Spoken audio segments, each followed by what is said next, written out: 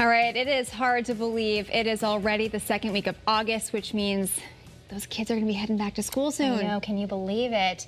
Yeah, for little ones, a positive experience can set the tone for the rest of their childhood. That's part of the inspiration behind the new children's book, A Desk to Lean On. Yeah, Connecticut author David Velosin is here now to tell us all about the book. David, thanks so much for being here. Thank you very much. I was flipping through it, reading a little bit. It's very well written. I'm sure that this is a good one to sit down and it's a conversation starter, right, between parents and their kids or caretakers and children. And you have a special meaning behind the book. You wrote this for your daughter, you said, right? Yeah. Yes, and so she's 4 years old right now, and so loves the book. She loves that she's in the book. I bet. Yes, definitely. And you know, it's what happened with her. She was, nervous about the new school and going into pre-K. It's just school in general.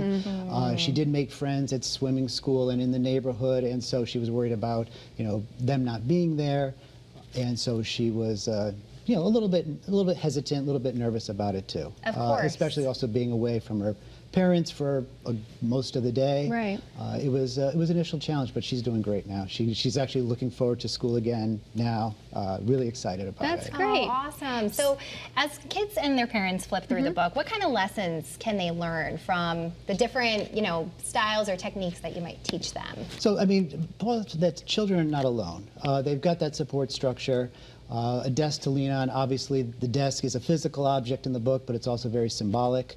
And they have their friends, they have their family, no matter the age, whether it's a child going to pre-K or even, a child going to college, however you want to verbalize the concerns, worries, and what parents can do to help achieve, that, calmness. We're taking a look at some of the illustrations that people can flip through and see when they hopefully get the book and then sit down with their kids and read it.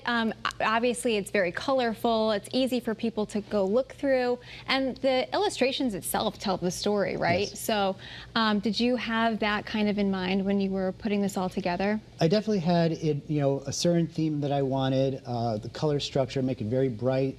Especially for the younger kids, attract them to the pictures, and then also keep the picture simplistic enough to where they can easily relate to it. They can clearly see what's going on the pages.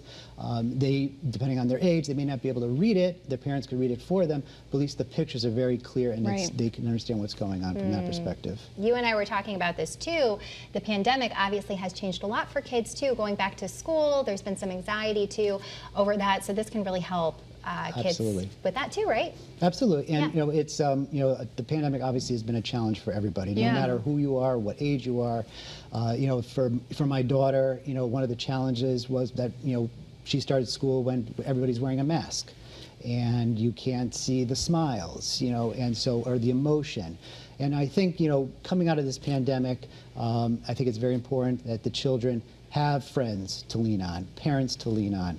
And within the book, yes, in the book, my daughter Grace is initially stressed, but she gets over it and she builds the confidence within herself, as well as realizing that she does have those family and friends to lean on. Right, and you're talking about people to lean on, which is, I think, appropriate because it's a desk to lean on, so we've got that kind of parallel there. But, what is your message? Obviously, you've got a lot of that in the book here, but if you were had a parent or a caretaker or a teacher who maybe asks some questions, what would you kind of give them as some advice or suggestions to help them get that school year started? First, listen to your child. Let them try to be specific about their concerns, but also bring into examples of when you were a child and what were your initial challenges or worries and how you overcame them. But also remind your children of their previous successes as well.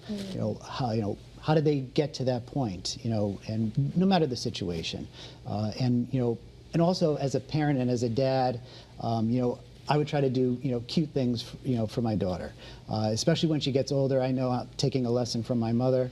She would take the fortune out of the fortune cookie and she'd put her own fortune in and slip it into my lunchbox. And during lunch she'll say, you're going to do great on your math test, something like that. And I want to be able to do the same thing for my daughter there as well. I love that. I love that. Now, how can people contact you, or how can they get the book? So the book right now is on Amazon.